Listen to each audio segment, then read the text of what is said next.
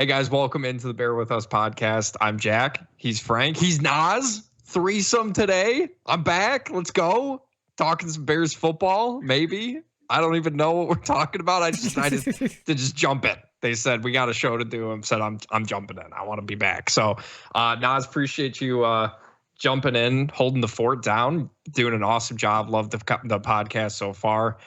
Sounds like we're gonna have a little fun today, and no Bulls talk. So already off to a great start. Yeah, I'm already depressed enough. Thanks for having me back, guys. It was Frank's call. Frank said I need him back, and I said, yeah, let's do it. Sounds good. Frankie, what the fuck are we talking about tonight? Give me something. Give me a little something. Give me a little taste.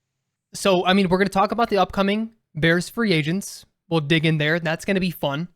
And we're going to end it with, will it be fun? Are you sure? I think so, because I feel like I have some takes. And the thing is like this podcast, like many Bears and NFL podcasts, has been very Justin Fields centric. So I don't think we've had a chance to even talk about the way we feel about a lot of other players, even players that we may like. So that's going to be very fun. And then we're ending the episode probably how we're going to end, or it's going to be a part of pretty much every episode until week 18, is where are we at with Justin Fields right now? I mean, you have to, right? Like, he's the guy. Dude, whether bad or good, he's the guy to talk about. It's absolutely insane that I swear to God, we just did this for 4 years with Mitch Trubisky. And now we're right back here with Justin Fields. Like, is he the guy? Is he not the guy? Like, I know. It's exhausting. Shit's exhausting. And meanwhile, Jordan Love's just out here being like Aaron Rodgers numbers and all this nonsense. It's awful. It is. But expected. But no, and that, I mean, there's so many layers to it because, again, and this is one thing, I think we all disagree, or we land in different places to some degree as to where Justin is right now and, you know, what we think should go forward. But the one thing, and this is the crazy part, I think, the one thing that we all agree upon is he, like, at the end of the day, he has been done wrong by this organization more than the other way around. Like, that's the crazy Agreed. part about it. And it's like the fact that people can have a variety of thoughts and opinions about him and his tenure here.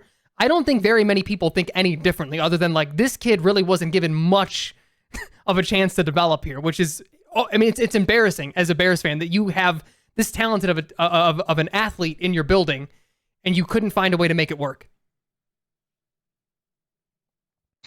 Yeah, I mean, I think that's a great place to start. I'd love to just, you know, it sounds like we'll get to Fields a little bit later. So let's start with these free agents. Is there anyone in particular you wanted to start with? I think you start probably with the bigger names right before you get done. I'm getting to the list. We had a pretty lengthy text conversation today. Perfect. I mean, it feels to me the most natural place to start is probably Jalen Johnson. The biggest name out there, the guy that has had open contract negotiations, if you will. Fellas, I mean, what are we thinking about Jalen? And let's phrase it like, not what do you think will happen? What do you are Ryan Poles right now, what do you make happen in this situation? Nas, do you wanna go? I think we got to extend him. I think he's got to be a Bear. I mean, I honestly, this was like the least hardest one on the list for me. Like, this guy he's a natural DB. He has done everything that has been asked of him. He's gotten better every year. He wants to get paid, and he's at a premier defensive position. And there's not a lot of dudes in the league that can do what he does. I wish his hands were slightly better.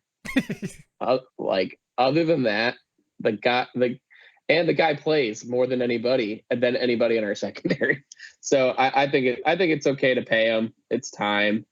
Or at least save the franchise for him, because I don't think anybody else on the list is franchise worthy. Yeah, I completely agree. I think to me, it's an easy decision. Like you were saying, Nas, he's going to be 25 next year, like still even arguably before his prime. I think he's your biggest playmaker in the secondary. And again, it's something that Frank and I have talked about quite a number of times when we first, you know, when the trade talk came up and we were kind of going back and forth a little bit. If you let him go, you know, are you going to get equal value back? Are you going to trade him? Can you get a second round pick? Then what are you doing with that second round pick? You're using it on a secondary player when, all of they've done for the last 2 years is use second round picks on defensive backs.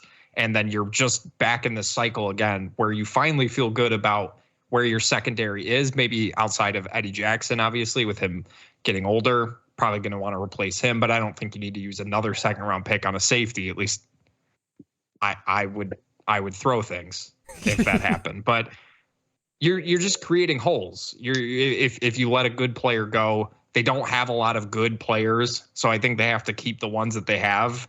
And if you have to pay him, you have to pay him. I think it's worth it. His price tag is not going to be that high, like, to be honest. I agree. And like, you look at the other dudes who have gotten paid, he's better than half the dudes on this list. It's a joke.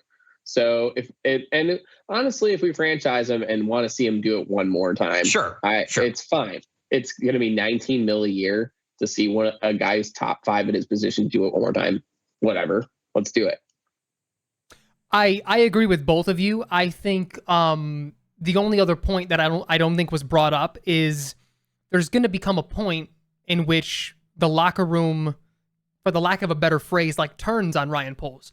We saw Robert Quinn get traded, Khalil Mack, and we get why. I think the guys in the locker room would get why too. We need to get younger, need to shed dead cap. But at the end of the day, these guys are still friends. There's camaraderie there. If you don't start paying your guys that have earned it, I get the Moneyball approach, and I overall love the philosophy. I do. If not overpaying, even if it's a tad bit of an overpay, you got to keep the homegrown talent. The guys who earned it, you gotta keep them. If not for nothing, what Jack said to not create more holes. I mean, you've invested so much in the secondary already. Now let's hammer it home now, where we're not taking first and seconds every single year in the secondary. But yeah, I think that would go a long way to, keeping people motivated. It's again, he's earned it. It's not you're just saying, yeah, keep him because someone drafted him and he's been here for a while. No, this guy has earned it more than anyone on the team. I think there are a couple other parts to that where you kind of look at Cole Kmet getting an extension, right? Like Cole Kmet hadn't produced, I would argue, hasn't produced anywhere near the amount that Jalen Johnson had at his position, and he got paid. And a very reasonable contract as well. And, we don't know what Jalen Johnson is asking for, but if it's in that ballpark of top 10, at his position, I think you have to do it. Ryan Poles, to his credit, gave Cole Kmet a fair contract and seems to have been paying off. That evaluation worked out so far. And Cole Kmet's having his best season. So and then the other aspect to it is, I don't know if maybe Ryan Poles was hoping that either Tyreek Stevenson or Kyler Gordon would really step up and, maybe show some elite traits that if they go, hey, if we lose Jalen Johnson, it is what it is. One of these guys will step up. I don't think we've seen any of that from either one of those two dudes. And granted, they're still young players, so it still could happen. But if you just let Jalen go with the hope that Kyler or Tyreek are going to just step up and be those guys, I think that's a recipe for disaster. Well, it would just feel like a waste too, because Jalen hasn't been perfect all the way through, and he's had tough seasons. And to see someone in the franchise get that leash, get better, and then pay him off, like, that's good PR for the team. Like Frank said, like, you don't want to build a reputation of, oh, we're just going to use your rookie deal and let you go. And like, there's a salary floor. Like, we got to get to the salary floor. Why not use it on a premium player? Yeah, and I think one thing remains true from what you said, Jack, is if one thing has been absolutely proven, I think Tyreek Stevenson has shown some flashes, just like usually young corners do. It's that you're not going to get Sauce Gardner every time. But the other thing is Kyler Gordon is an inside guy. He's not going back to the outside. Like, you're just creating another hole here. You're going to have to get another outside dude. You can't kick him back out because when he's been healthy, he's really produced there in a way that he did not his rookie year when he was used a lot more on the outside. Cool. Let's stick with the softball because I don't know how much we have to get into. Let's go Cairo Santos. One might say the Bears MVP this season, single-handedly won a game by himself, which is probably more that can be said about the coaching staff. What are we thinking about Cairo, boys? Easy re-sign. Yeah. Yeah. I mean, easy re-sign.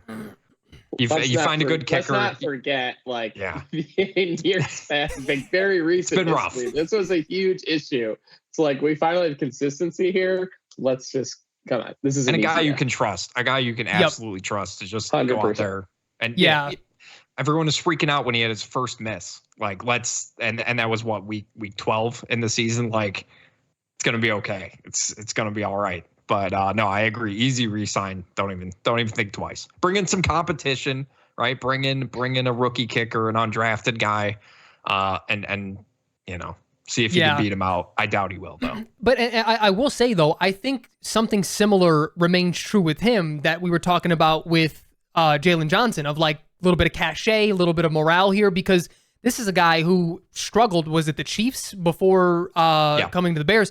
And he said, look, I had other opportunities, but what I wanted to prove, that I can do it on one of the toughest turfs in the NFL, because if I couldn't do it here, I can't do it anywhere. I mean, it was an Athletic article that was really good. I'm paraphrasing, but to me, it's like, listen, he chose y'all at the end of the day. Like, he had other options and to prove himself, and he has. So he's a guy that you have to pay. And I think there's this weird thing every 5 or 6 years that I see, really from Bears, the Bears fandom, but the grander NFL, kickers get underrated for a little while, and then like you see like teams have to cut them midway through, and like playoff teams are in panic mode because they don't know. But then you're like, oh, maybe the kicker is a little important. Let's not even get there. Can we just secure the guy that has been phenomenal since he's been here? Like, let's not even play games. If Cairo Santos was here in 2018, listen, who knows? You're talking about extending Mitch. Mitchell would have been a $200 million man.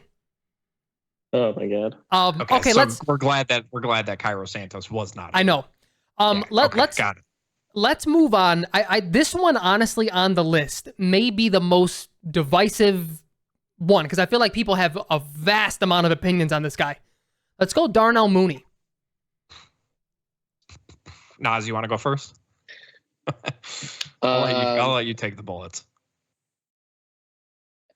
I mean, sure, if it's like at like the median salary, like he's a Jag. He's just a guy. Yeah. Like right now, and we were talking about this via text earlier today as we're prepping for this pod. Like DJ Moore has really highlighted what the guy looks like, and being able to work in any scenario and make plays. And it's like, and I think that was like I think it was good for Mooney to see like what he needs to live up to if he wants that money. But if he's asking for it and he gets paid it won't be here, I hope.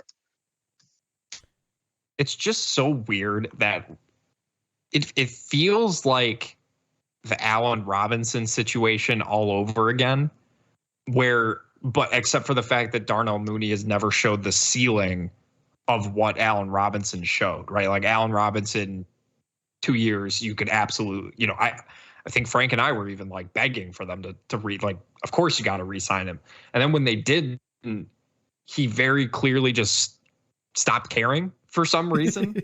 And I feel like that's what's happened with Darnell Mooney, where he's just like, yeah, it is what it is. If I get paid millions of dollars by this team or another team, it's fine. It'll be fine. Like you just watch him during the games.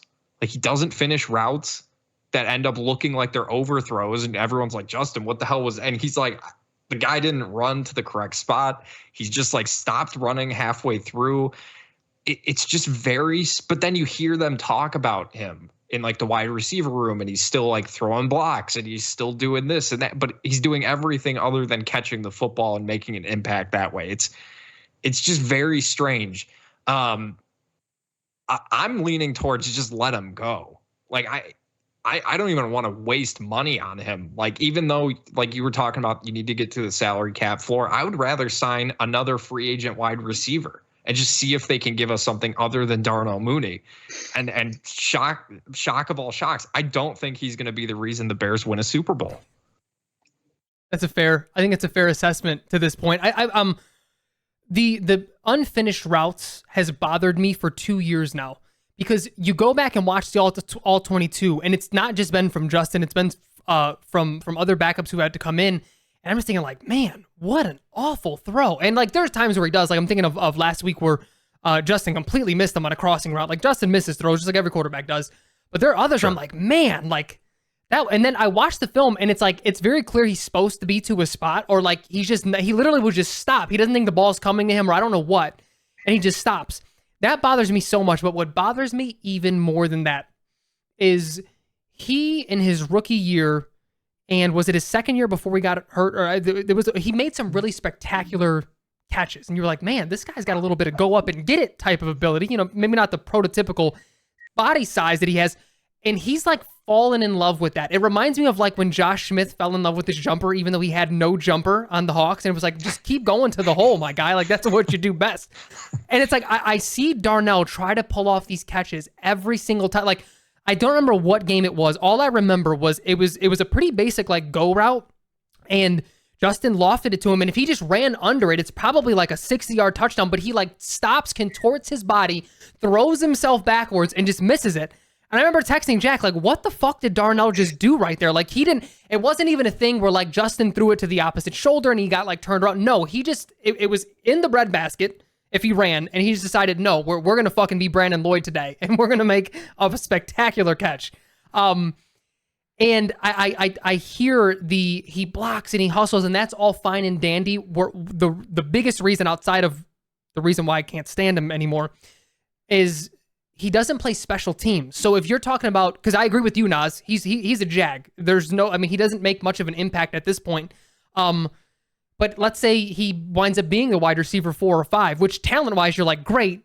I've never really seen him play much special teams. He hasn't been a returner. He hasn't been a gunner. Where would the value be? Because that's usually, that's why EQ has stayed on the team for so long. He's a special teams guy. Like those. That's why Dante Pettis stayed on the team. That's what I mean, and a good blocker. What other value would he bring at a lower role? You expect those guys to do a little bit more, as weird, as strange as it sounds, than just a receiver.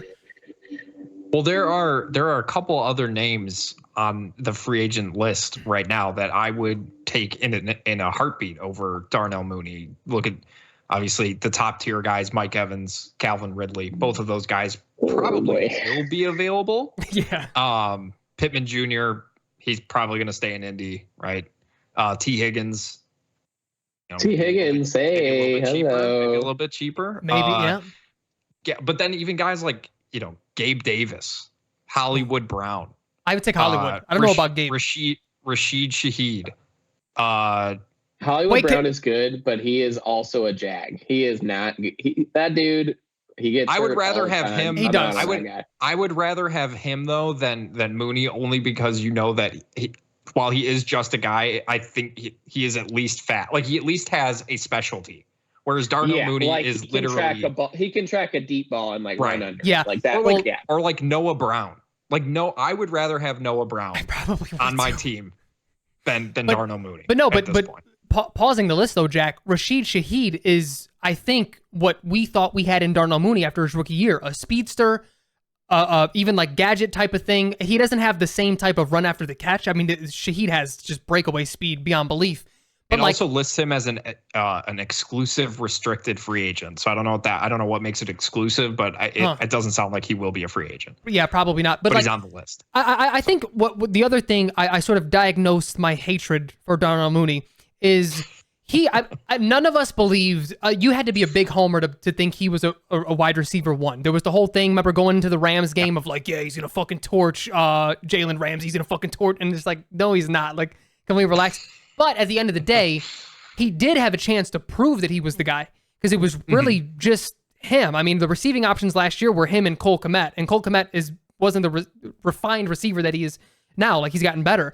And not only did he not prove that, like, before he got hurt last year, he couldn't even like do the pretend thing. We've seen that before in really bad 3-win, 4-win teams. Like, this guy put up 1,100 yards, but is he really an 1,100-yard receiver, or is it because he got 150 targets? Like, he wasn't even dependable enough to do that. Like, so I don't know. It's just maybe part of it is the hype that irrational people had around him, because I never viewed him that way. But the fact that he didn't even come close, it went from like, yeah, maybe he's not a number 1, but he's a really good number 2 or number 3, to like, he may be in the XFL in like 3 years. Like, it's kind of gotten out of hand. Guys, I already know who it is. I'm looking at the list right now. This is such a bear sign. It's going to be Cedric Wilson. You're probably right. I'm looking at it right now too. I thought you were going to say Tyler Boyd. I thought you were going to give me Tyler Boyd's name. Initially, I wanted to say Chase Claypool, but I was like, maybe too soon. But no, that would be such a Bears move because it would be like, oh, we got a receiver coming from a prolific offense, blah, blah, blah, blah, blah, like the Byron Pringle. I was just going to say Byron Pringle didn't get it done for you. This would be such a Bears move. It would be, I would say betting line, it would be like killing me. minus 350 to get Cedric Wilson coming to the Bears. Watch out. You know what the other name that came to my mind? What is his last name? Albert something. He wound up going to the Dolphins. Albert Wilson. Pace was so in on him. So in on. They were like the highest and I was like, who the fuck is this guy? They were just hot for him, and he chose Miami over us though. And he did nothing at all. I know. Ever. Awesome. Another one that I think is pretty easy we can get out of the way. Equanimeous St. Brown. Do we all feel the same, like 5th, 6th guy, special teamer? It's okay. You don't expect more. If he walks, he walks. Do we have to dive into him anymore? No. I'm going to be honest. If Getsy is not back, I don't think EQ will be back. Just shed all Packers. I think. Well, I mean, Lucas Patrick is on this list as well. Well, I know we're gonna. Yeah. So okay. Because that was part of it, right? Getsy brought over a couple of his guys that he trusted. I mean, EQ is not a problem. I don't have an issue with him being on the team. He's fine. But if you can upgrade, if there's an opportunity to upgrade, sure, whatever. Agreed. If they bring him back, I don't care. But if Getsy's not here, I doubt he will be back. That's a fair assessment. I mean, he's been on a 1-year deal, so it sort of is what it is. Awesome. Let's get to one. And this is, so I don't know if I said this on the pod. We had a little bit of a conversation beforehand, but because this podcast has become so Justin Fields centric, because we're going to, you got to live and die with the young quarterback, just like any other franchise. This is a guy who hasn't gotten enough heat, I don't think, because we were fucking stoked, and I think everyone was, when they signed him to that 1-year deal. Yannick Ngakoue, making, I believe it's $10.5 million this year on that sort of renegade, go get the quarterback type of deal. And Montez Sweat has already made a bigger impact in 2 or 3 games, and Yannick has made all year. Fellas, what are we thinking about Yannick? Let him go, baby. Yeah. I'm going to be honest with you. I didn't expect him to be back at all. I fully, even when they signed him to the 1-year deal and we wanted that to happen, it made sense. I always just assumed it was a stopgap. He would play for another team just like he always does. And he doesn't really fit this. He just doesn't fit the defense he's playing in. Yeah. I think that's part of it too. Well, it's also the one thing. He's on a 16. Yeah. Like he's not coming. There's a reason why. And everyone's like, man, this guy just gets at least 8 sacks a year. I don't get why he's on, another team. There's a reason. There's a reason. Oh, 100%. I mean, the biggest reason we knew coming into this that the reason why he jumps from team to team is because while he can't get the quarterback, he completely sells out to do it. He doesn't stop the run at all. He doesn't set the edge one bit. And that's sort of Nas, what you're saying. Like he doesn't, or was it Jack? Doesn't even fit this defense to begin with. But he is the name, though, for me. If I'm Ryan Poles and I'm evaluating Eberflus and what he's done with this defense, sure, you have your philosophy, but we signed this guy for a fucking reason. Just let him be him. If he doesn't set an edge every now and then, but he gets the quarterback, you kind of got to live with, you made the bed. Let's fucking sleep in it every now and then and let him do what he has to do. And like, he was the one. I feel like I've said this to so many people, but all of a sudden you're telling me the guy who's had 10 sacks everywhere he's gone just can't rush the passer anymore. Like he is the biggest reflection of this coaching staff not knowing how to coach what they have, not maximizing what they actually have versus trying to fit guys in. Because I guarantee you he's going to go to fucking, I don't know, Arizona or something next year and get like 13 sacks. I feel it in my bones. And again, that's not to advocate at all to say like, yeah, like he should be here and we should re-sign him. It's just I don't know. I just have this inkling in me. I feel like no one's even like talked about him in like a positive way either. Granted, he's only had 3 sacks all year, so there's not a lot of positives to talk about. But like usually with these like free, like Justin Jones, right? Like as another guy that you're kind of like wondering like, is he going to be back? What do they want to do with him? Like he was their nominee for the Walter Payton Man of the Year. Like the Bears like this guy. Like he provides something outside of doing nothing on the field. And now that Justin Jones has played a lot better recently for sure. I think ever since they switched play callers to Eberflus. So, but like Ngakoue, I feel like just no one brings him up. Nobody talks about him. It's such a weird situation for a guy who is making what was it, like $10.5 million to play 1 year. Like, it's just weird. It's just strange because he's only 28. It's not like this is like over the hill Jared Allen that you brought in. You know, like this is a guy who should be in his prime. Who like you said, just coming off of a solid season in Indy. I don't know. It's just very strange. It's very weird. It's got to be something along the lines inside the locker room that we just like aren't hearing about. Like he's got to be a preferred taste. Like he's got to be an acquired taste. He's a Jag in the other way, in the truer sense. Yeah, like got it. Yeah, it doesn't make sense that. Well, I mean, I haven't watched too much film on him in his past stops, but like there seems to be a trend here that like this guy's gonna get his, and we're gonna let him move on. Yeah, kind of deal. Well, no, I totally agree. So I hope it doesn't come across like there's any pushback, but it's still such a reflection to me that he can't even get his in this defense. Like it doesn't. It's even when it's doing better. Yeah, it's strange. But you did bring up Justin Jones, and I wanted them to go back to back because I think the reason why I did have Ngakoue on the list, even though maybe we all to this point think he's going to be gone, but going into the year, you may have thought like, hey, maybe he's learned a little something. He's on his 16. Maybe he doesn't want to fucking move his kids to a different school district every single year. But we did see this with Justin Jones. Signs a 1-year deal and then gets a 2-year extension because he sort of outplayed the deal and they paid him. Well, now that deal is going to be over with. How are we feeling about Justin Jones? If we keep him around this number, I don't see how you don't do it again. He's getting paid nothing. It's like $4 million, isn't it? I wrote down all the AAVs. It's like, my notebook. It's like $6 million. It's like $6 million a year. $6 million. Okay. Yep. So if that jumps up to like 8, I'm not mad about that. If we keep the years attached to it low, I'm cool with that, to be honest. The reason I don't think they will bring him back is because of the draft picks that they made this past draft with Dexter, with Pickens. You want to see what those guys have. They're obviously on rookie deals, so it's cheaper. Grant, $6 million, not a lot, not anything really.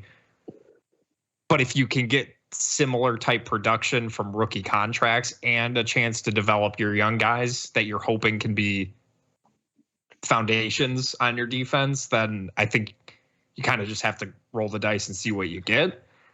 I think we'll kind of know a little bit more about Justin Jones if they decide to make a coaching change. If Eberflus and his staff are gone, then I doubt he will be back. Kind of the same thing on the offensive side with Getsy. I don't know. For me, it's like a depth chart thing because I guess, and I would assume Flus would be a believer of this too because the D-line, his defense is heavily predicated on what the D-line can do in terms of stopping the run and then push it and then rushing with 4.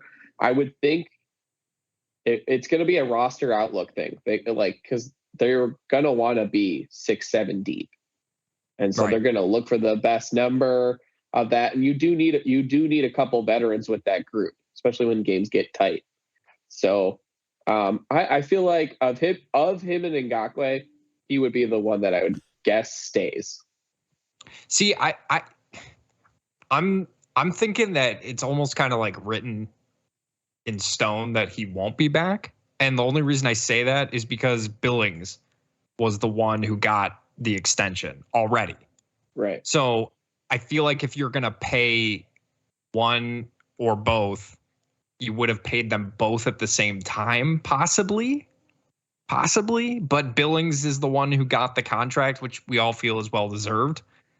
So I'm kind of thinking like they got the one spot set, and then they're just going to let Pickens and Dexter sort of duke it out for that spot when Justin is gone. That was going to be, I think his contract, Justin Jones's contract situation is going to be a direct reflection of Zach Pickens and how comfortable they are with him being in that rotation because Javon Dexter has had flashes. I mean, he hasn't necessarily wrecked a full game just yet. I don't think he's getting the reps necessary to even make that happen, but you see why he was the second round guy. Like he has looked, I mean, he's been the second best rookie defensive tackle behind Jalen Carter. He's looked phenomenal.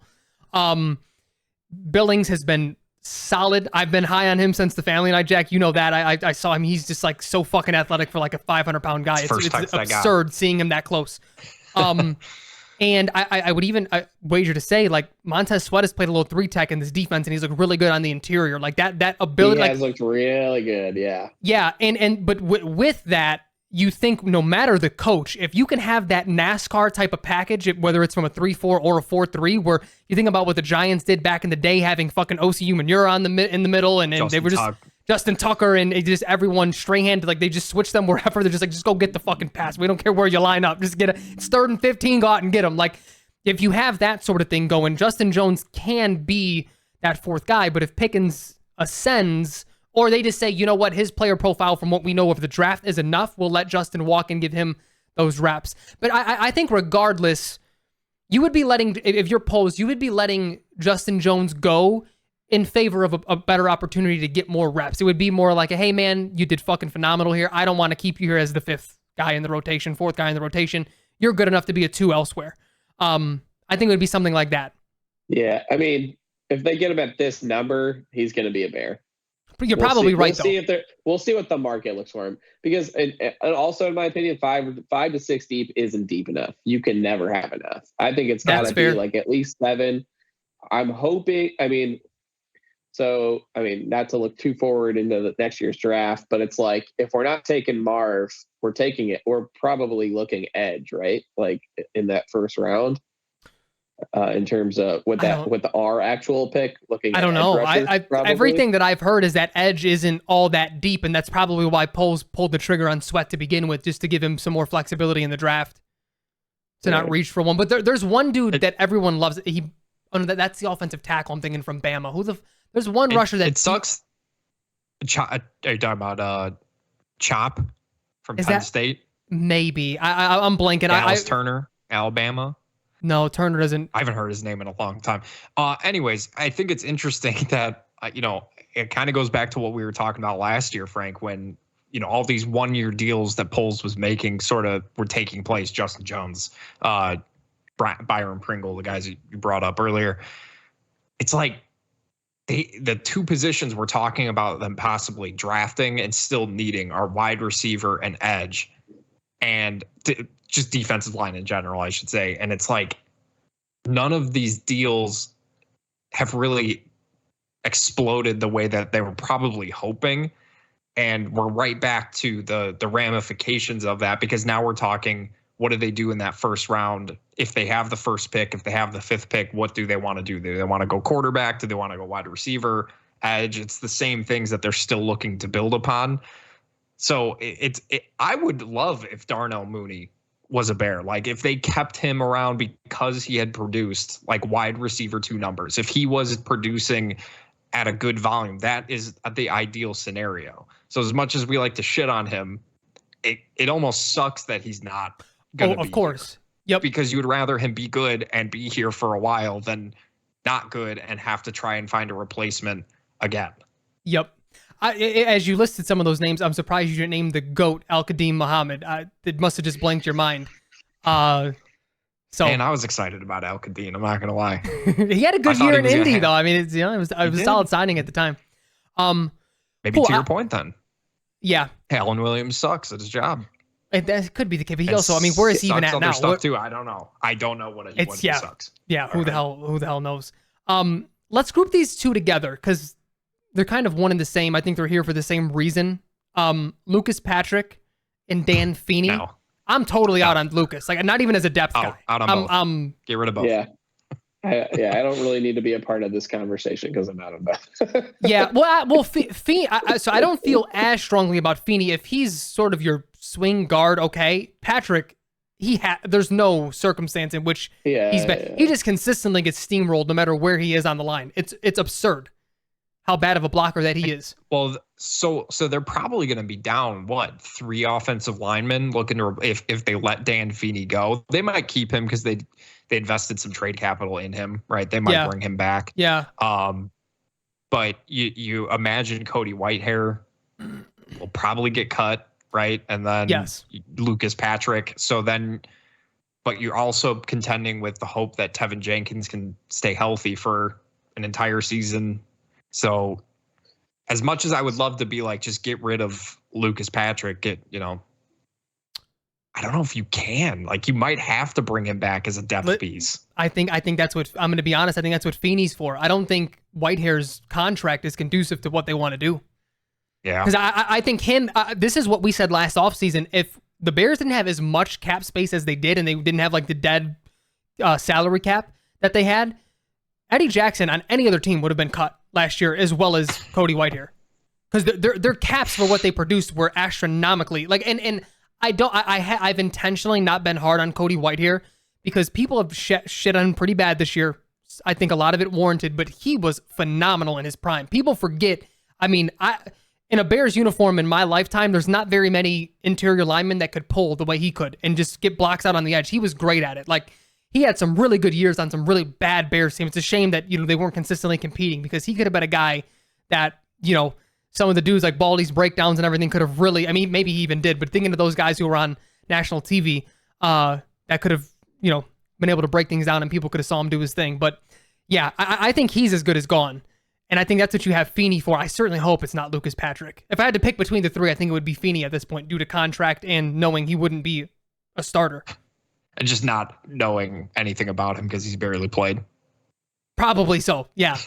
And just the unknown is what's attractive about that. Maybe. Well, I have a cousin who's a Chargers fan who did say, like, he's solid. He's not like, hopefully you don't have to start him all the time, but like as a plug and play guy for some games. And that's sort of my view on him. That's why we were hoping they would draft the center. Frank and I were texting every single goddamn round. No, just draft the center. Draft the John center. Jacob Jingleheimer Schmidt should have been. But no, but can I just say though, my biggest issue with that now is that we were essentially proven right in that, is because centers don't just come in and start right away. Like, unless they're first rounders. Even then, they'll maybe start at guard to get the reps in, get used to everything. They don't know how to call out defenses, identify the mic, yada yada. This was the year that you could have sat a center, or when a guard got hurt, when Nate Davis got hurt, plug him in there, let him get some reps, see what these big NFL defensive linemen feel like. This was the year to do that. But now we're going to be so pressed that we may be starting a rookie center who's in over his head next year. Like, Poles in this at the center position, I think, has set himself up to fail a little bit. Yeah, I mean, you look at a couple other names. There's some interesting ones, some young guys who will be, available, hopefully, unless they get re-signed, extensions, tags, whatever. There are a couple names that are a little bit interesting, some that have played for some fast-paced teams. Connor Williams from the Dolphins, Nick Allegretti from the Chiefs. So guys who have played in high-scoring offenses that hopefully, when they bring in Ben Johnson, wink, wink, don't judge, they'll be able to keep up and learn the offense well. So, yeah, I agree with you, Frank, though. It's weird. The way that he's assembled this offensive line is very strange.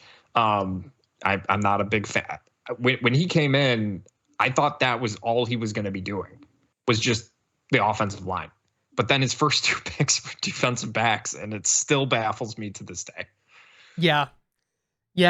I do like the offensive line as a whole, though. Like, I think, I mean, we won't have to dig into this now. They need a center bad. But I think Braxton Jones has done his fucking thing. I don't think you go left tackle. He's fine. That's what I mean. Fine. Yeah, fine at left tackle, Jack, is fucking great. Agreed. Because generally you don't even get fine. You either get really good or really bad. If you can get someone that's league average, I mean, that's why we were pissed that James Leno left. Like, you don't just turn the reins over to it. What did I say? Charles Leno. Don't disrespect. I don't know who James is. But that's why you don't do that. You had a guy who is decently average or to above average. You keep him for as long as you can. You don't overpay him, but you keep him. And that's what I think Braxton is with the potential to be a little bit better. Cool. I only had a couple more names on the list, fellas. One that's probably a little bit easier, maybe not. Deontay Foreman. What are we thinking about him? With it being, it's probably, if he does get re-signed, it'd be like a 1-year deal. I think he's making 2.5 this year. Yeah, I mean, I would love to have him still on the team. You know what you're getting with that guy. He's a hard worker. I for him, like, just because I root for that guy, because that guy when he gets the ball, he does the most with it. I just want a team to, like, take a leap of faith on it and just, like, make him their guy. That's what I would want for Deontay Foreman, the person. I would love for him to come back as a Bear at that number. I love the way he rounds out the group. Herbert is the one that I could kind of part with at some point soon. Yeah, I'm leaning towards yes, because kind of like what you said, Nas, about not ever having enough offensive linemen, not ever having enough defensive linemen. I don't really think in where the NFL is right now, I don't think you can have enough running backs, honestly, with the amount of injuries that they've sustained, with the amount that you're able to do, having different types of skill sets. You kind of want 3 or 4. So, and it's and they're kind of so hard cheap. and they are very, very cheap. And you're not paying, even if they do bring back Khalil Herbert, which I agree with you, Nas. Whatever. He's just a guy as well. You're not paying him Jonathan Taylor numbers for Zach Moss to come in and basically outproduce him. So I'd be fine with Foreman coming back as on a reasonable amount and then kind of rolling with Roschon Johnson and then drafting another running back in the 5th, 6th, or 7th round. And there you go. There's your three running backs. Yeah, I agree. I thought for certain one of you was going to bring up his lack of pass blocking as a reason to not keep him. But no, I mean, I think Nas, you hit it on the head. Like, you know what you have in him, and that's just sort of what comes into play. And even like obvious running downs, he just makes the most when he has the ball. I'd wager to say, and I like Roschon a lot, but just objectively, I think he has the most explosion of any running back in that room. Like he hits the hole in a manner that neither of those other two do. Roschon has a little more smoothness to his game. I think he's had a little more wiggle to his game, but Deontay, I mean, Roschon also lowers the shoulder very well, but Deontay has this just like toughness. Like it's time to run the rock. Like you're up 2 scores. That's the guy that you give the ball to. Let me throw out a couple of names at you guys, kind of what we did for the wide receivers, and see if you'd rather have D'Onta Foreman at $2 million, let's say, cheap, or if you'd rather have a guy that you have to pay a little bit more. Derrick Henry, that do anything for you? He's old. He's getting older. At that price tag, probably not. Josh Jacobs. No. I'm out. Saquon. I like Saquon. He just can't stay healthy. That's the only thing is he can't. We talk about running back health. Can Deontay be his backup? If Deontay's his backup, I'm in. I like the pass catching skill set. Like, yeah, I don't think we have a ton of that right now, and I like that we could pull him out and run some routes. Like he's a great receiver, so okay, be open to it. Open to Saquon. Okay, Tony Pollard. No, probably not. Well, I mean, again, it comes down to the number, but I think he's proven as a complementary piece, he can be a very good change of pace back. And in terms of what this group is missing, they are missing that one cut and gone guy. So if the number's right, like, yeah, I guess that's fine. But do I think it's going to be better than a $2 million deal for D'Onta Foreman? No, I don't think it's going to be better than that. That's the whole thing is he's making 2. But listen, you talking about a leap of faith. A team needs to make a leap of faith on those 2 as a 1-2 punch. That would be a fun running back room. There are 3 more names I want to get to. All right, let's do it. I'm not going to go through all of these free agents, but Austin Eckler. No. Nope. Gus Edwards. Gus Bus. You want some Gus? You want some Gus action? You get around the goal line. The Gus Bus doesn't really miss. That's what I'm saying. He's making $4.5 million, so you could probably expect somewhere between maybe like $5 million, 1 year, $5 million deal for Gus Edwards. If he leaves, probably lower than that. It'd probably be like 3. You think so? Yeah. Okay. He's only getting that in Baltimore because they love him. The last name, and you brought this up with the change of pace, that I think could be a good compliment to D'Onta Foreman and to Roschon, DeAndre Swift. What do you think? You want DeAndre? You want some Swift? Swift action? I think he's played really well this year. I think he's played it well enough to. He's only 25. Yeah, like I think he's played well enough that he's going to get a contract that's going to make. I mean, the Bears won't. Polls will not pay that number, whatever the number ends up being. He's going to get Miles Sanders' contract. The Carolina's going to rip that contract up and give it to DeAndre Swift. That's what's going to happen. Oh, and then I guess I missed this last one because it was so low on the list. AJ Dillon. Want some AJ Yuck. Dillon action? No. Zach Moss? I like me some AJ Dillon. Maybe Moss. There's an intimidation factor with AJ Dillon. The dude is a hoss. There's something about him, you know. He does have very thick legs. He's a big boy. That's all I know of him. That's all I've heard Packers fans talk about him, and that's basically it. Yeah. No, there's some good names. Zach Moss is a free agent. Yep. He would be one I'd be interested. You want to talk about a pass catcher that we could pull in? I know. Frank's guy, Antonio Gibson, free agent. I still think he's severely being misused there. I think he's highly talented. I like him a lot. Marlon Mack, you want? No, okay, Jack. Now you're just going in. Now you're just going in fucking La La Land. Frank, were you saying Gibson was being misused? Yes. I completely agree. They are absolutely wasting an opportunity with him. They could be running a lot of like San Francisco style stuff with him in the game. Dude, it's really unfortunate. It is. I hope he goes somewhere. Receiver. I hope he goes somewhere and the funny thing is, Nas, is I'm in Dynasty League, so I especially like when I had a lot of time before I had a second kid, I was like a fucking geek just watching film and like taking notes I graded him as a slot. He played slot receiver at Memphis. Did he go to Memphis?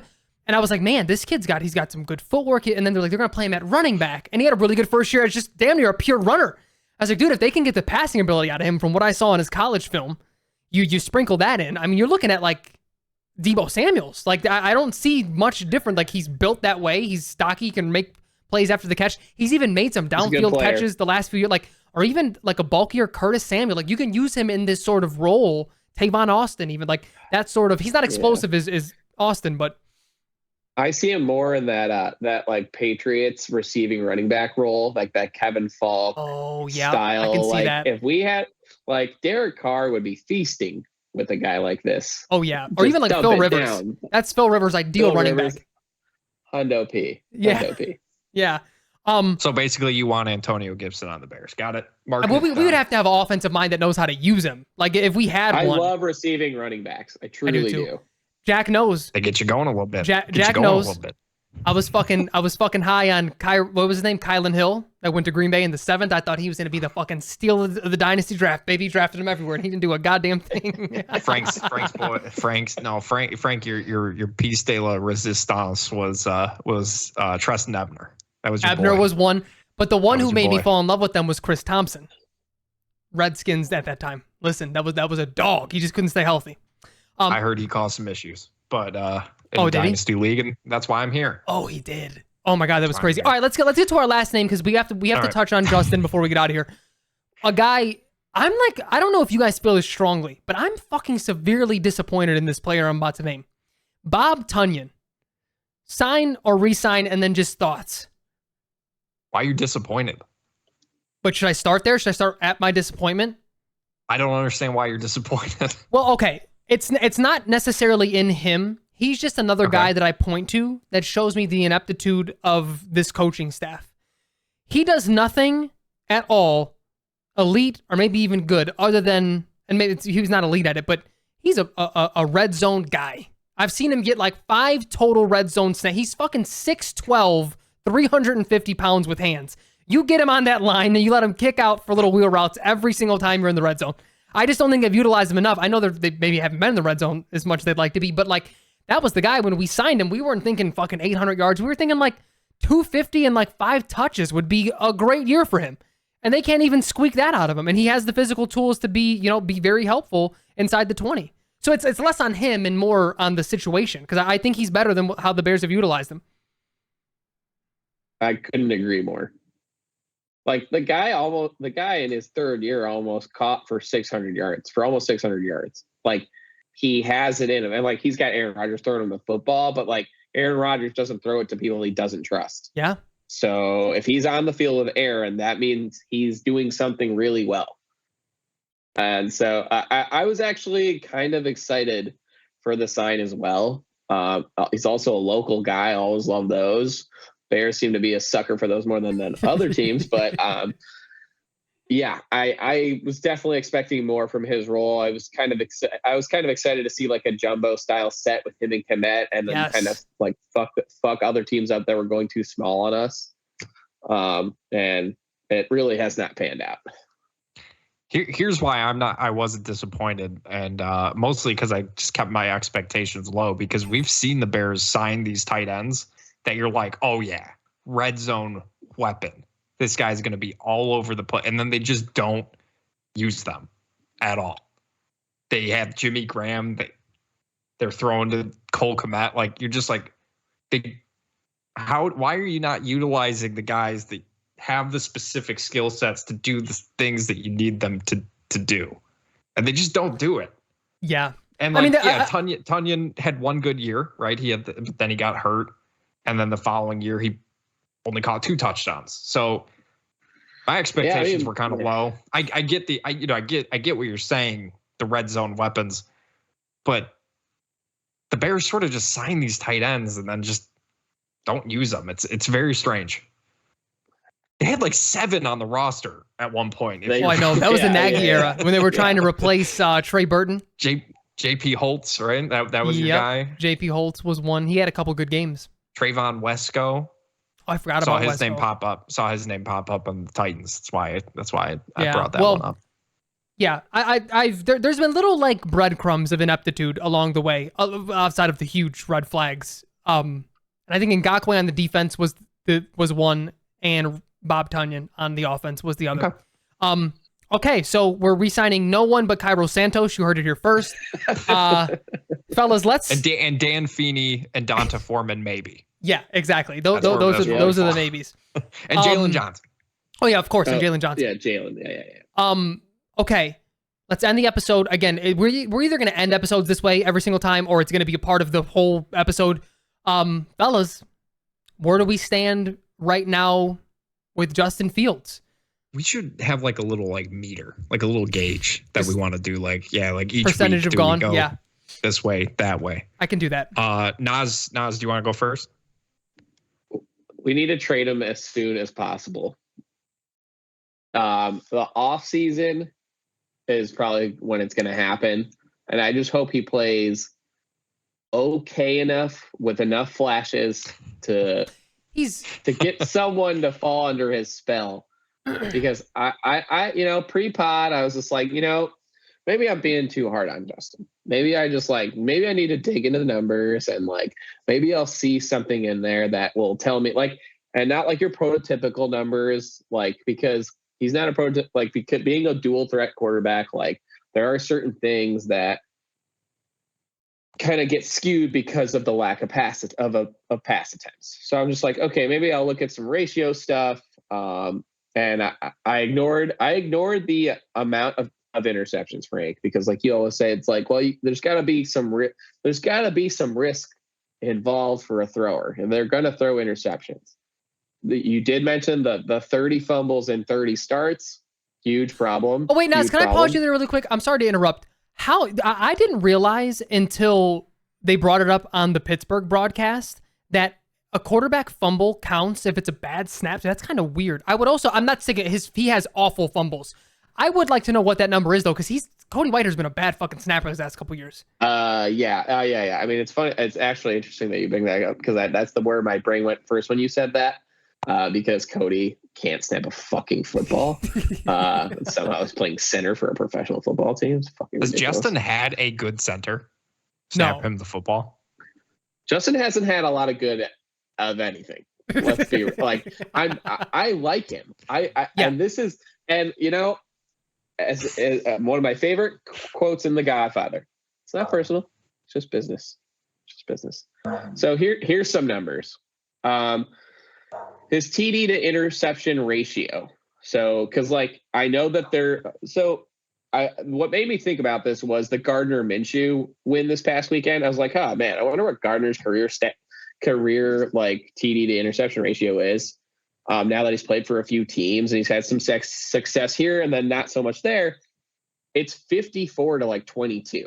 So it's like 2.5 to 1. That's his touchdown. That's his touchdown to interception ratio for what I would consider a very average quarterback who would probably never last a full season because he's small as hell. Would you like to guess what Justin's is? 1.4 to 1. It's 1.3. which is out. And I did it in two scopes: all-time scope and active player scope. In all time, he's outside the top 50 quarterbacks of all time. In the current era of active players, he's outside the top 30 in that metric. Okay. So it's like, whatever, like maybe he's throwing a lot of 50-50 balls. His interception percentage is 3.3%. So 3.3% of his pass attempts are intercepted. That is barely within the 100 best quarterbacks of all time. Barely. He's like in the 95th percentile for that metric. In the current active quarterbacks, he's 33rd in that metric, which is behind a lot of bad quarterbacks that we see around the league every weekend. And then I was just thinking, okay, well, he doesn't have a ton to work with, and he's extending these plays, and sometimes he makes amazing things happen. Let's take a look at the sack rate. The sack rate is at 12.9%. That is outside the top 200 all time. He's not in the top 200 in that percentage in terms of dropbacks and sack rate. He's outside of the top 35 active. He's in terms of active players, he's outside the top 35 for that metric. Yards per attempt, it's at 7 even. He's in the 99th percentile all time in that metric. He's just outside the top 20 of active players for that. Because of the West Coast offense and its prevalence, I thought it was good to get some frame of reference for what it's like amongst players that are playing right now. His TD percentage, I actually didn't look at this all time, but he's 18th in TD percentage in terms of throws for touchdowns. He's 18th. I'm looking to see if I missed anything else. I for frame of reference, I did look at like Lamar's, because I feel like if Justin was in an ideal offense, Lamar's 4th amongst active players in TD percentage. Sack percentage, he's only 27th. Yards per attempt, he's tied for 9th. TD to interception ratio, he's tied for 6th. So like, well, Lamar's a better passer right now than, I don't think anyone's debating. Yeah, 100%, 100%. He also larger sample size. Yep. We're just looking at what the rate is, but Justin isn't even. It's not even that Justin Justin has shown flashes and he can do these amazing things, but he's not even close in any of these very important numbers. Yeah. Because Frank, you and I always thought the first caveat we always have with Justin is he can't throw with anticipation. Yep. And it's kind of like a throwaway line, but we're in a league that's getting bigger, faster, stronger.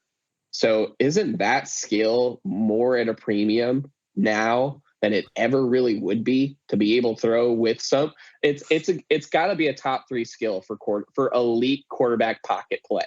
For pocket pass and play, it's an elite skill required if you're going to be top tier at what you do as a quarterback. I agree. Totally. Oh, sorry.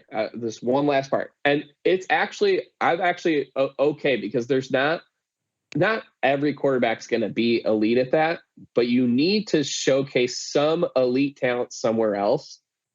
And other than yards per rush and explosive runs, Justin doesn't have any of those other attributes at an elite level. So yeah, I'm actually willing to give him the fact that he can't anticipate throws, and that's fine. You could be average at that, and yet he's not elite at anything else to make up for that. So that's kind of where I'm at. If there's any Justin believers out there, as I dug into these numbers, I was like, fringe, maybe we keep him. I'm totally out now. Yeah, I think, well, the one thing that you did mention, with it being a little bit skewed for the running, is this doesn't take away from the way that I feel, but just to add a little bit more context, there's 2 things that I wanted to touch on quickly. Is, I mean, you look at last year, 17 touchdowns, 11 picks, but he had 8 rushing touchdowns. So that's, I mean, you talk about the elite running ability, that makes up to it to some degree, whether it's a small degree or a big one. It makes up for some of the lack of consistency with passing. But the other thing is, like, I guess it's a couple things in one. This one, when they get rid of him, it's inevitable, especially if they have the first pick. I don't think there's a chance they keep him. I think the thing that sucks is outside of the racist people in Chicago, people genuinely have liked Justin. I still love Justin. Nas, you still love Justin. Like, even what you're saying, like, Jack, I know how you feel. Like, this was the first time ever, dude. I didn't even see this in the Cutler era. Kids were wearing Justin Fields jerseys. It was fucking cool to be a Bears quarterback for a small period of time. And then you see it even like in that Detroit game, which I will fucking die on this hill. He did not lose that game. That's the coach's thing. But he's fucking gets that first down. He does a little dance, and you're like, fuck yeah, Justin. Like, this is the game right here. You know what I mean? Like, so where I'm at with him is the numbers you say are the numbers. I'm not going to sit here and argue against them. But I think what those numbers tell is, especially when you couple that with just watching him, is there's just been too much inconsistency. And again, we can diagnose and say it's 80% this and that. But at the end of the day, just like you, I mean, it's the Godfather line. This is the business, man. Like, at the end of the day, you're going to have to look in the mirror and see. I mean, because we have, and it's not to say it would be unfair to expect elite out of such a young quarterback, but we have seen elite quarterbacks keep coaches around because they were too fucking good at their own. They're too good of a quarterback. I mean, I've said Aaron Rodgers keeping McCarthy around for as long as he did is like just as much worth as a Super Bowl ring. Like, he kept that dude around when he was 3 years, that the league had passed him up by 3 years already. It was over with. But, and again, you don't expect that from Justin at all. But really where I'm at with it, man, what makes it sad for me is I can see him having success elsewhere and in a more stable situation, because anyone who says, forget the stats, watch him play, you see the talent, you see the raw talent. And where I'm at with it is, like, it's just so unfortunate that he's collateral damage in a situation that he shouldn't have been brought into. Like, you don't let a GM draft a quarterback in a lame duck year, because then now this next team, and there were some people think Poles did it on purpose to get his guy eventually and build the roster, and sort of, if Justin is still good, great, but if not, like, they weren't expecting it. I don't think it was that. Poles had to do what he had to do to tear down the roster, but yeah, like, a young quarterback should not be in this crazy of a situation, because you don't. I don't think there's a young quarterback ever that would have survived this particular situation, because he needed to be developed. That's part of my problem. And Naj, you don't do this, but I've seen people, they're going to get fucking Caleb and be playoff right. And like, maybe, but how often CJ Stroud is being touted this way, because it doesn't fucking happen like that. Like, when Burrow was doing his thing before he tore his ACL, when Herbert, these are three guys, name more in our lifetime, that have just come in right away and we're like, man, not only like does he look good and we know he's a franchise guy, but this is like a playoff team already. This isn't the NBA. This isn't we get LeBron and we win 40 games and now we're the 7 seed, 8, 6 seed automatically. This isn't that. Like, it's so that's what that is the one sentiment that bothers me, is like, people are so out on him to a degree that they think the next guy is just going to come in. Not only because I still like Justin, it's because you're setting the next guy up to fail too. Any little thing is under a microscope because you think he's just magically supposed to be already better, even though Justin, has had 3 years of development and this next guy will not have. Like, it's just this like vicious cycle that is we're in again. We're in this again. Until they get it right. Yep. This is like therapy on Tuesdays, man. It's just like we always end up in this spot. It's like, we're here again. God damn it. That's how I started. That's how I started this podcast. We're right. We've come full circle. We've come full circle. Football hell. And like everything you said, Frank, I completely agree. It's like, it's actually very little to do with who I think Justin could have been, his work ethic. Mm-hmm. It's like what his talent level is. Under the right coaching, I think he could have been a really great player for us. And I think we're all in the same perspective as what's like the best risk assessment moving forward. Like, what gives us the greatest chance to get the franchise quarterback. And at this point, betting on Justin to be that guy would be the riskiest bet, would be the longest odds. I agree. Jackie, before we do throw it to you though, for thoughts, the last thing that I did, I got caught up because I fucking hate this team. Like, and I know you all feel a little bit different, but I do stand on turnovers there, everything there. I do think if we didn't have the first pick or the potential first pick, it wouldn't be a conversation, because I think we're going to win 1 or 2 more ball games before the year's over with, where it would completely take the Bears pick out of that conversation. But like, when you look at just the raw, like he has improved. His completion percentage has gone up every year. He should be on pace to get more yards if he stays healthy. Like yards per game is way up this year. Like quarterback rating has gone up every year. So like you're seeing again, and maybe it's fool's gold, but you like if we end with the 11th pick and we didn't have the first, we'd be like, all right, roll it back and see if he can prove it and see if he can prove for the franchise tag. And like maybe it would be a bitter place to be in, but I do think the conversation has been accelerated because he hasn't been bad enough to be like, all right, he's Zach Wilson, get him the fuck out of here. He's third on the depth chart, bring in Tim Boyle. No one's Mac saying Jones. that, right? Like that's what I mean. Mac Jones, where Bailey Zappi's fucking in and out, and like he hasn't been that. So that's the other part too. Is just like it's that sort of sucks as well. Because like philosophically, unless it is a Zach Wilson situation, I want a young quarterback to get 4 years, especially a first rounder. Like you need to let them play the full development cycle, and if they suck, then you move on. And I don't. I mean, they have the number one, so they're gonna have they have to. You can't. I don't think you can keep them. Shout out to our Mac Jones believers. I know we got roasted. We'll never let him die. We'll never. I know let him die, we got Frank. roasted because we said that he had the lowest ceiling of that. Oh, for real? Of that draft, yeah. And people were like, "Yeah, you saying coming from Justin Fields fan?" We're like, we're not necessarily Justin Fields. We're Bears fans, dude. We're just we're analyzing what we think of these quarterbacks. What are you talking about? Like I hope those people are listening right now because Mac Jones is about to not be a Patriot. I know. Well, he's been benched more than Zach Wilson and Justin Fields have. But I mean, Justin hasn't been benched. He's gotten hurt. But yeah, Jackie. I mean, where do you stand with it? Because it feels like. Let me not say that. It's a very complex situation, and I feel like, especially being emotionally invested in a guy, because I think we all were and potentially are still. Where are you at with it? So frustrating, and not just because we're back in this hole trying to find the franchise quarterback while Green Bay just shits him out left and right like it's no big deal. But it's frustrating in the sense that it's just like you can clearly see the difference between him and a backup level quarterback. Like, for example, he comes in, he goes down, gets hurt. Tyson Bagent comes in, and you're like, okay, Tyson Bagent. Justin comes back, and you're like, okay, clearly the better quarterback, not even close. But then you also, you could say undrafted rookie free agent Division II quarterback. What do you expect? But then you even look at like Tim Boyle for some reason, who still has a job, or Mitch Trubisky when he like. I never felt the way about Mitch that I did with Justin, and you still have the same question marks where it's like, can he be the guy? Can he be a guy? What kind of guy can he possibly be? You can clearly see the difference in skill set and talent between Justin Fields and Mitch Trubisky. Like you can't argue that. Numbers might support that, but just using the eye test from what I've seen.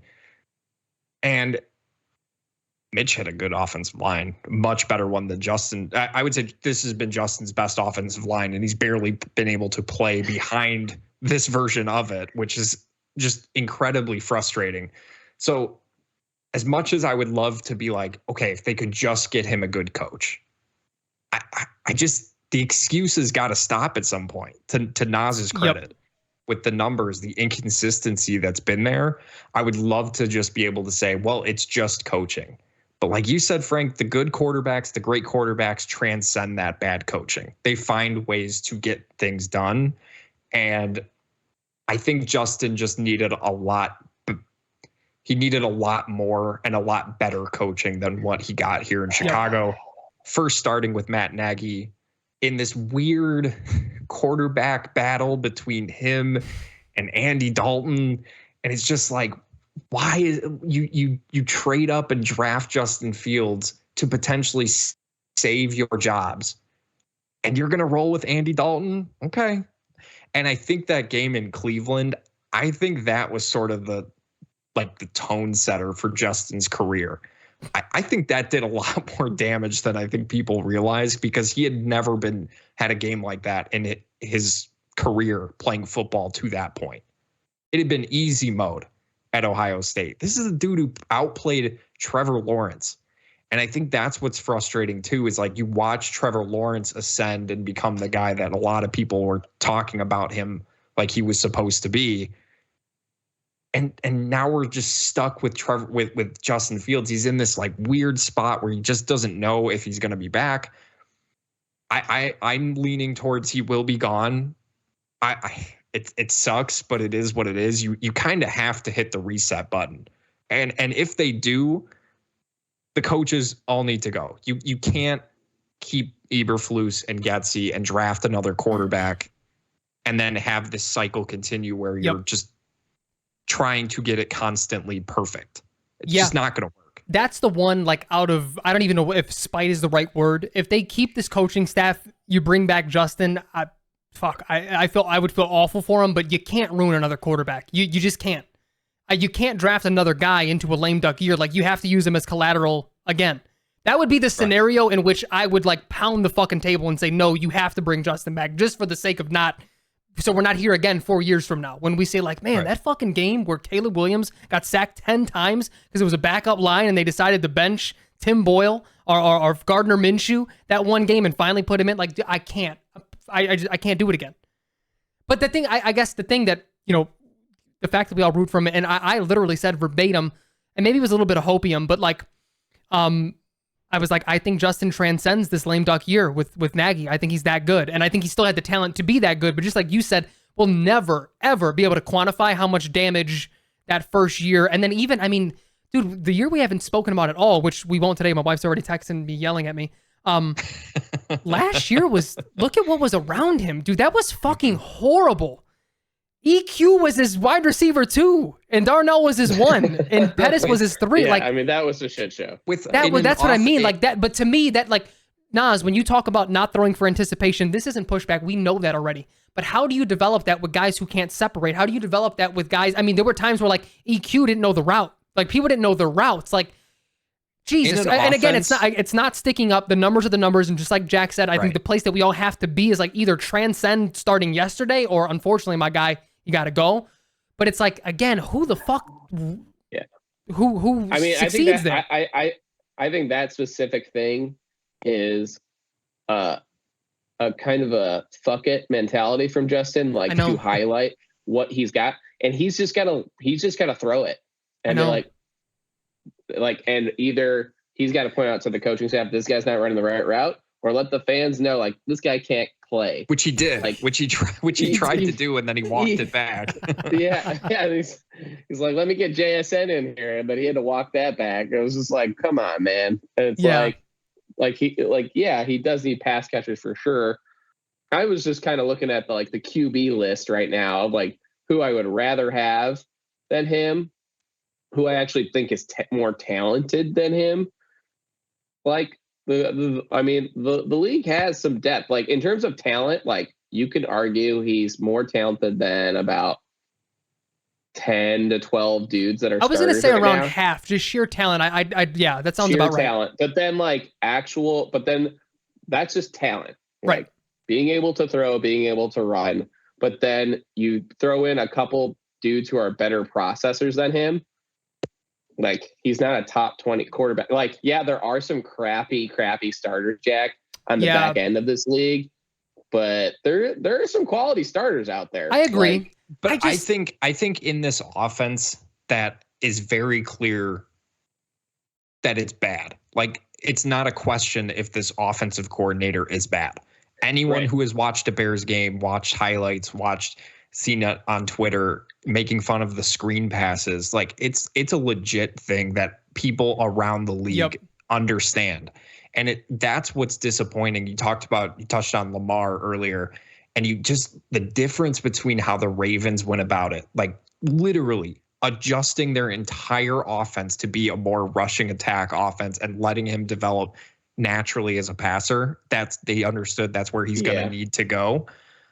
And then just looking at the complete opposite with Justin Fields of trying to get him into this weird offense that clearly does not work as the horizontal quick screen game. It's just bad. Yeah. How does and it it's keep just happening? Disappointing.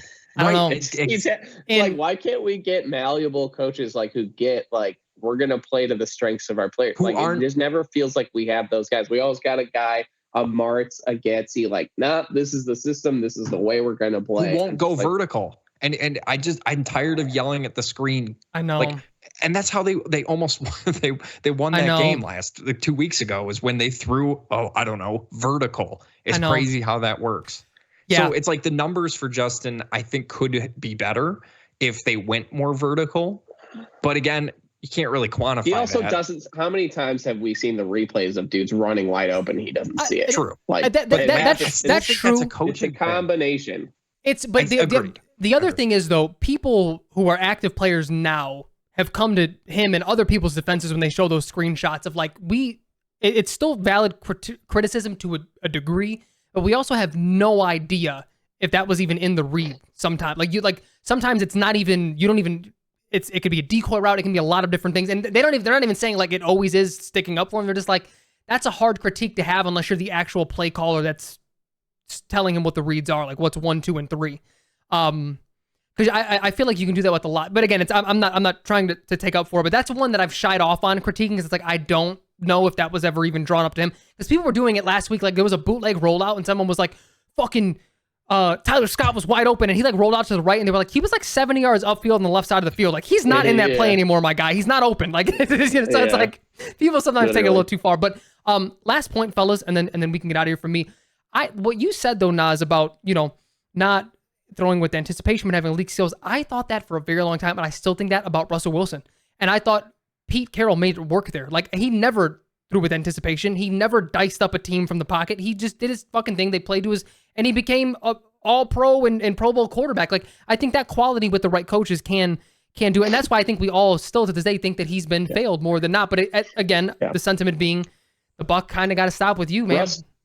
Russell also might be the best deep ball throw I've ever seen in my life. So, like, that's fair. But Justin has that quality, though. Justin has that quality. I don't know if he has it at that maybe level. Not that, no. Like that's like insane. He has a better arm than Tua. Again, that's Pete recognizing. That's Pete recognizing what his QB can do. It's like, okay, we're gonna run the ball hard. We're gonna sell it hard. We're gonna get the play action and get my guy in a position to do what he does best. Yep. Last point. And he's also 5'10", throwing with anticipate. Like Drew Brees is one of one. Yeah. Not every short. Baker Mayfield, same height as both those guys. That guy leads the league in batted balls every year because it's hard to throw from the pocket at that size. So they're rolling him out, and he does. And to give him more wide open reads or giving him more space behind the line. So it's like, kind of adjust, man. It's like crazy. Yeah. Last point I want to make.